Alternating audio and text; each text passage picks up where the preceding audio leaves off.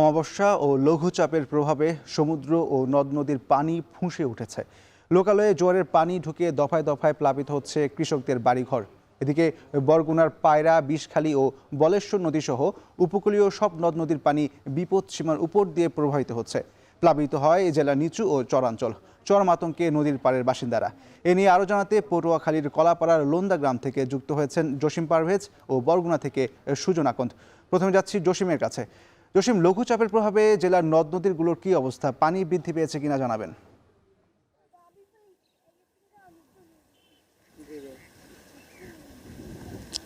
ইশতিয়াক, পানি বেড়েছে। এ লঘুচাপ কিন্তু উত্তর পশ্চিম বঙ্গোপসাগরে, কিন্তু এই লঘুচাপের প্রভাবে যে পূবালি বাতাস, মানে পূব দিক থেকে যে প্রবাহিত হচ্ছে বাতাস, এই ঝড়ো বাতাসের কারণে কিন্তু সকল নদ নদী এবং সমুদ্রের পানি ফুঁসে উঠেছে। আর এই ফুঁসে ওঠার কারণেই কিন্তু সমুদ্র উত্তাল রয়েছে। সমুদ্র উত্তাল থাকার কারণেই সমুদ্রের বুকে যে সকল ট্রলার রয়েছে মাছ শিকার করতে গিয়েছিলেন সমুদ্রে, তারা কিন্তু তীরে ফিরে এসেছে নিরাপদ আশ্রয়ের জন্য। আর এখন যে এই জোয়ারের অস্বাভাবিক জোয়ারের পানি প্রায় 3 থেকে 4 ফুট পানি বেড়েছে উপকূলীয় অঞ্চলে সকল নদ নদীর। আর এই নদ নদীর পানি বাড়ার কারণেই কিন্তু এই উপকূলীয় অঞ্চলের যে নিম্নাঞ্চল দফায় দফায় প্লাবিত হচ্ছে। আর এই নিম্নাঞ্চল বেড়িবাঁধের বাহিরে যে সকল বসতি রয়েছে, লোকালয় রয়েছে এবং কিষাণীর যে বাড়িঘর রয়েছে, সেগুলো কিন্তু দফায় দফায় প্লাবিত হচ্ছে। আর আমি এখন আরেকটি বিষয় আপনাকে দেখাতে চাচ্ছি যে আমি এখন দাঁড়িয়ে আছি পটুয়াখালীর কলাপাড়ার যে ধানখালী ইউনিয়নের লোন্দা গ্রাম। এই লোন্দা গ্রামের প্রায় বেড়িবাঁধের বাহিরে প্রায় আড়াইশো পরিবার রয়েছে। সেই 250 পরিবার তারা এখানে বসবাস করে। তাদেরকে জোয়ারের পানি থেকে রক্ষার জন্য কিন্তু রিং বেড়িবাঁধ দেওয়া হয়েছিল। এই গত সোমবারে এই রিং বেড়িবাঁধটি বিধ্বস্ত হয়েছে এবং এই বিধ্বস্ত হওয়ার কারণে সেইখান থেকে মানুষ কিন্তু অত্যন্ত ঝুঁকি নিয়ে পারাপার করছেন। এবং আমরা দেখেছি এখানে কিন্তু শিশু কৃষক যারা রয়েছে তারা কিন্তু এই বর্ষা মৌসুমের এই যে পানিতে তারা কিন্তু উল্লাস করছে এবং আনন্দ উল্লাসে মেতে উঠেছে। তবে তীব্র স্রোত, আমরা যতটুকু দেখেছি যে এখানে কিন্তু স্রোতের পরিমাণটা অস্বাভাবিক। আর এই স্রোতের কারণেই কিন্তু এখানকার যে কৃষি জমি রয়েছে, সেই কৃষি জমিতে যে আমনের যে বীজতলা তৈরি করেছিল, সে বীজতলাগুলো নষ্ট হয়ে গেছে। এখন এখানে প্রায় 250 একরের মতো জমি রয়েছে আমন ধান চাষাবাদের সম্ভাবনাময় এই লোন্দা গ্রামের। সেইগুলো কিন্তু এবছর অনাবাদি থাকার শঙ্কার কথাই জানিয়েছে কৃষকরা। তবে এখানকার যে ভুক্তভোগীরা আমাদেরকে জানিয়েছে যে স্থানীয় সরকার কর্তৃপক্ষ তারা যদি এখন যে এই দুর্যোগপূর্ণ আবহাওয়ার শেষে আবার যখন ডালা মৌসুম শুরু হবে, তখন যদি এই রিং বেড়িবাঁধটি দ্রুত এবং জরুরি ভিত্তিতে মেরামত করা হয়, তাহলে এখানকার ভুক্তভোগীরা তারা জমি চাষাবাদ করতে পারবেন। তা না হলে এ জমি অনাবাদি থাকবে এবং এখানকার যে অসহায় মানুষগুলো অর্থনৈতিক একদম চরম ঝুঁকিতে পড়ে যাবে, এমনটি তারা জানিয়েছে। এই ছিল আমার কাছে সবশেষ।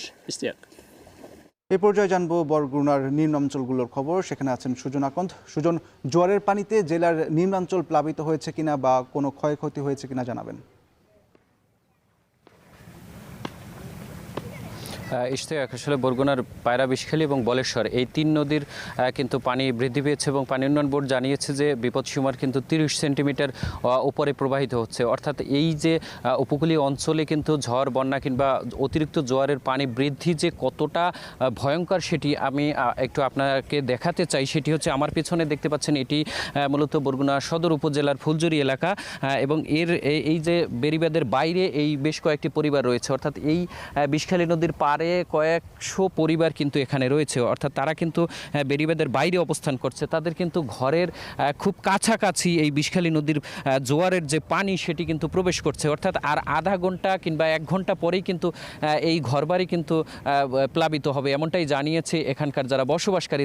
তারা বলছেন যে এই পাশে কিন্তু জিও ব্যাগ ফেলে কিন্তু চেষ্টা করা হয়েছে সরকারিভাবে এই বাজারটি রক্ষা কিংবা তাদের কিন্তু ঘরবাড়ি রক্ষার জন্য চেষ্টা করা হয়েছে, কিন্তু অতিরিক্ত জোয়ারের পানি কিন্তু সেই ব্লক কিংবা সেই যে জিও ব্যাগ সেটি কিন্তু ওভার হয়ে কিন্তু তাদের ঘরবাড়িতে পানি প্রবেশ করছে। তারাও কিন্তু বেশ আতঙ্কের মধ্যে থাকে, অর্থাৎ তারাও বলছেন যে আর 2 থেকে 3 ফুট পানি বৃদ্ধি পেলেই কিন্তু তাদের ঘরবাড়ি এখানে থাকবে না, এমনটাই কিন্তু তারা আশঙ্কা করছে। সব মিলে কিন্তু বরগুনায় কিন্তু সকাল থেকে আরেকটি বিষয় জানিয়ে রাখি, সকাল থেকে কিন্তু থেমে থেমে বৃষ্টি হচ্ছে। এখন কিন্তু রৌদ্রোজ্জ্বল পরিবেশ, পাশাপাশি কিন্তু বাতাসও রয়েছে।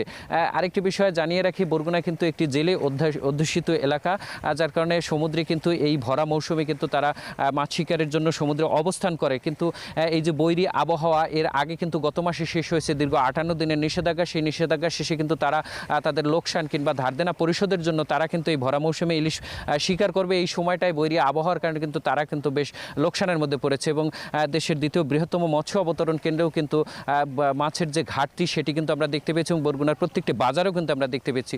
এছাড়া এই যে বন্যা কিংবা জলোচ্ছ্বাস, কিন্তু এর আগের বছর এখানকার যারা বাসিন্দারা রয়েছে তারা অভিযোগ করেছে যে এর আগেও যেসব ঝড় বন্যা হয়েছে, এই ঝড় বন্যায় কিন্তু বেশ ক্ষতিগ্রস্ত হয়েছে তাদের বসত বাড়ি কিংবা ঘরবাড়ি কিন্তু বেশ ক্ষতিগ্রস্ত হয়েছে এবং মাছের ঘের থেকে শুরু করে যেসব আসবাবপত্র রয়েছে, বিশেষ করে গবাদি পশু নিয়ে কিন্তু তারা বেশ বেকায়দায় পড়তে হয়। এবং এখনও কিন্তু পানি উন্নয়ন বোর্ডের পক্ষ থেকে কিন্তু জানানো হয়েছে 30 সেন্টিমিটারের বেশি কিন্তু বিপদসীমার উপর দিয়ে পানি প্রবাহিত হচ্ছে। সব মিলে কিন্তু এই অঞ্চলের মানুষ কিন্তু বেশ আতঙ্কের মধ্যে রয়েছে। এই ছিল আমার কাছে বরগুনা থেকে সবশেষ। বঙ্গোপসাগরে সৃষ্ট লঘুচাপ ও অমাবস্যার কারণে দেশের বিভিন্ন জেলার নিম্নাঞ্চল প্লাবিত হচ্ছে। এ বিষয়ে পটুয়াখালী ও বরগুনা থেকে বিস্তারিত জানাচ্ছিলেন জসিম পারভেজ ও সুজন আকন।